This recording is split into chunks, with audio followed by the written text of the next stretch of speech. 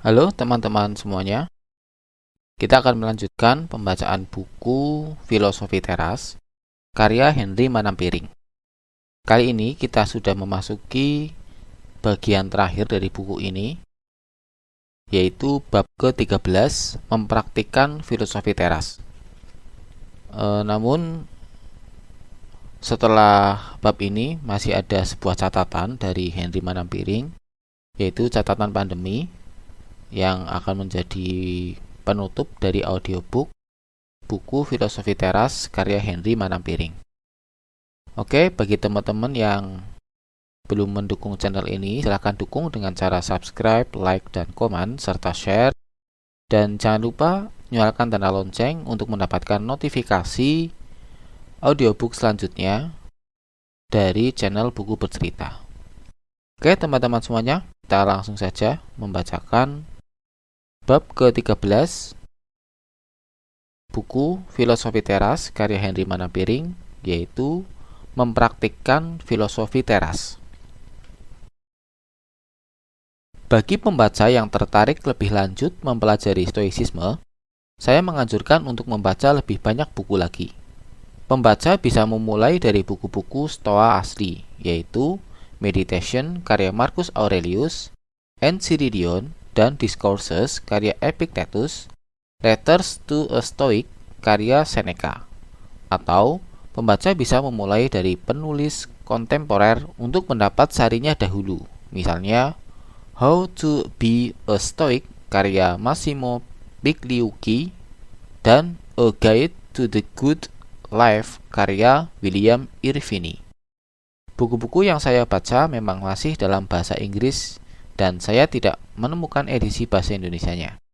Di bagian referensi, pembaca akan menemukan daftar pustaka lengkap yang saya jadikan acuan pembuatan buku ini. Buku kecil ini tidak pernah berambisi untuk menjadi sebuah referensi utama mengenai stoicisme. Filosofi teras begitu kaya dan dalam untuk bisa disampaikan sebuah buku kecil, apalagi oleh penulis yang tidak memiliki gelar doktor dalam filsafat. Karenanya, pemahaman saya sebagai penulis pun akan topik ini masih sangat terbatas dan harus terus ditingkatkan. Buku ini lahir dari seorang awam yang merasakan sendiri manfaat dari stoicisme di dalam hidupnya, dan ingin lebih banyak orang tahu dan mencicipi apa yang ada di dalam filosofi ini. Besar harapan saya sebagai penulis bahwa banyak dari kamu yang masih akan meneruskan mempelajari tentang stoicisme dengan membaca sendiri lebih banyak teks. Cheat sheet. Untuk kamu para pembaca buku ini, berikut adalah cheat sheet atau sontekan untuk bisa melihat kembali konsep-konsep utama yang dibahas di buku ini. Pertama, hidup selaras dengan alam, dan artinya kita harus menggunakan nalar karena nalar atau rasio adalah yang membedakan kita dari binatang. 2. Tujuan filosofi teras adalah hidup dengan ketenangan, bebas dari emosi negatif. Ketiga, 4 keutamaan atau virtues: kebijaksanaan, keadilan, menahan diri, keberanian. Keempat, dikotomi kendali. Sebagian hal ada di bawah kendali kita, sebagian tidak di bawah kendali kita. Jangan menggantungkan kebahagiaan pada hal-hal yang tidak di bawah kendali kita. Kelima, indifferent. Hal-hal yang tidak berpengaruh pada kebahagiaan, dan ini adalah semua hal yang tidak ada di bawah kendali kita. Ada preferred indifferent, seperti kesehatan, kecantikan, kekayaan. Ada upward indifferent, seperti sakit karena penyakit dan kemiskinan. 6. Dikotomi kendali tidak sama dengan pasrah pada keadaan.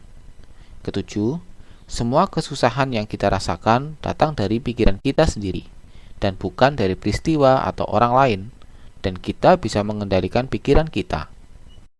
Kedelapan, start atau stop thinking and assess response. Selalu lakukan ini di saat emosi negatif mulai menerpa. Ke-9, premeditation malorum. Melatih diri membayangkan hal-hal buruk yang terjadi dalam hidup kita sehingga kita bisa lebih siap. 10. Hanya kita yang bisa mengizinkan orang lain menyakiti kita secara non-fisik, misalnya dengan hinaan, celaan, cemoohan. Tidak ada penghinaan yang benar-benar terjadi jika tidak ada yang merasa terhina. Ke-11, banyak orang tidak bermaksud jahat, tetapi mereka tidak mengerti atau tahu, atau ignorant. Ke-12, instruct and endure. Tugas kita kepada sesama manusia adalah mengajarkan untuk menjadi lebih baik. Jika tidak bisa, untuk bersabar terhadap mereka.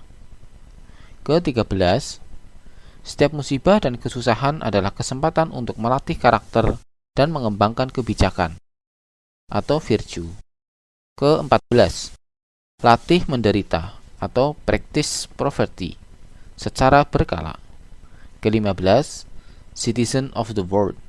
Kita semua adalah warga kosmos atau dunia yang sama. Jangan mendiskriminasi. Bekerjasamalah dengan semua manusia, apapun suku, agama, dan rasnya. Dan yang terakhir atau ke-16, kematian adalah bagian dari alam. Tidak ada yang perlu ditakutkan.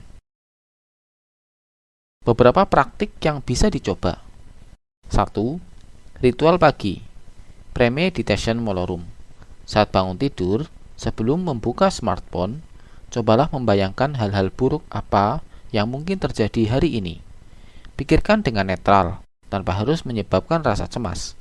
Bayangkan semua aktivitasmu hari itu, dimulai dari persiapan memulai aktivitas, perjalanan menuju ke sekolah atau kantor, hal-hal apa yang akan kamu temui di lingkungan sekolah atau kampus, sampai perjalanan pulang dan beristirahat.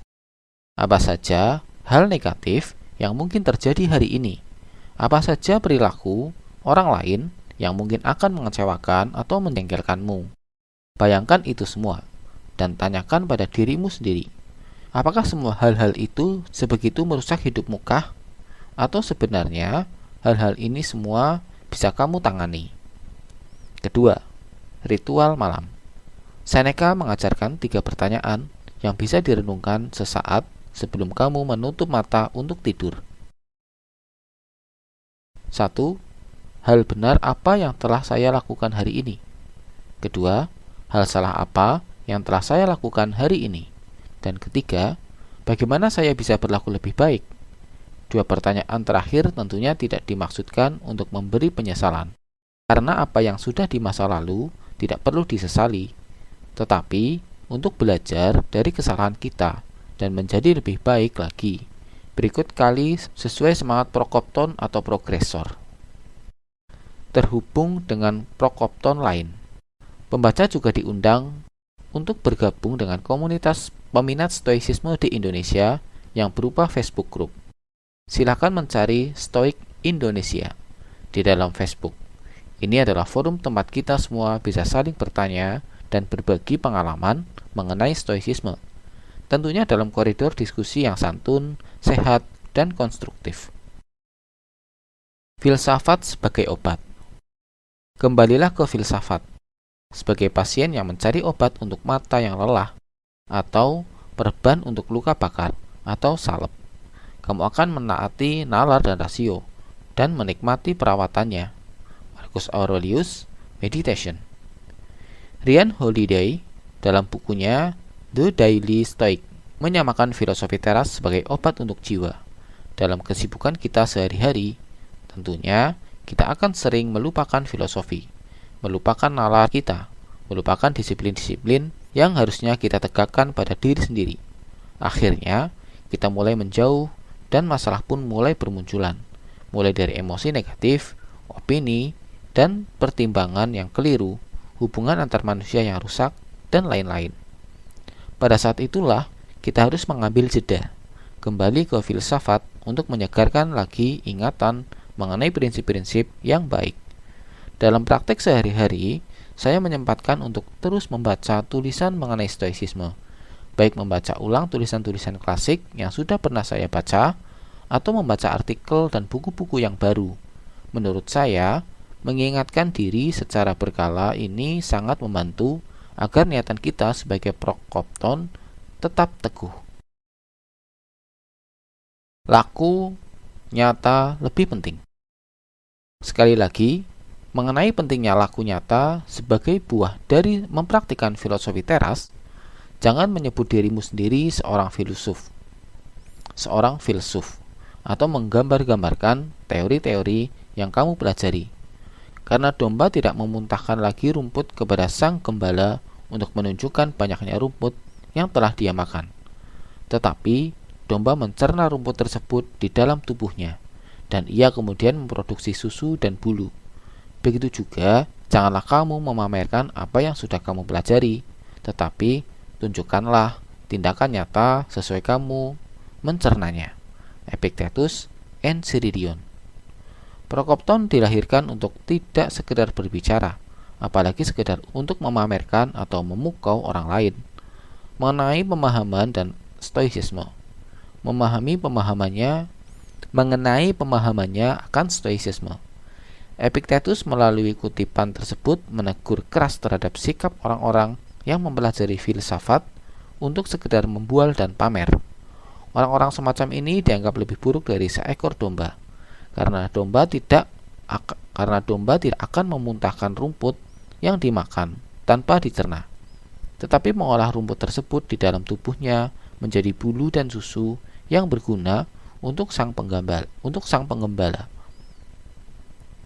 Begitu juga Prokopton yang sungguh-sungguh berusaha mempraktekkan apa yang dipelajarinya akan menunjukkan dalam kepribadian, kebijaksanaan, emosi, dan hubungan dengan sesama yang lebih baik. Demikian pembacaan bab ke-13, bab terakhir dari buku ini. Dan selanjutnya kita akan membacakan catatan pandemi sebagai penutup dari buku Filosofi Teras. Oke, demikian pembacaan buku Filosofi Teras bab ke-13. Dan selanjutnya kita akan memasuki ke catatan pandemi. Terima kasih teman-teman yang telah setia mendengarkan audiobook Buku Bercerita, audiobook di channel Buku Bercerita. Silahkan bagi teman-teman yang memiliki rekomendasi buku yang bagus untuk dibuatkan audiobook, tulis saja di kolom komentar. Terima kasih dan selamat mendengar. Dan terima kasih.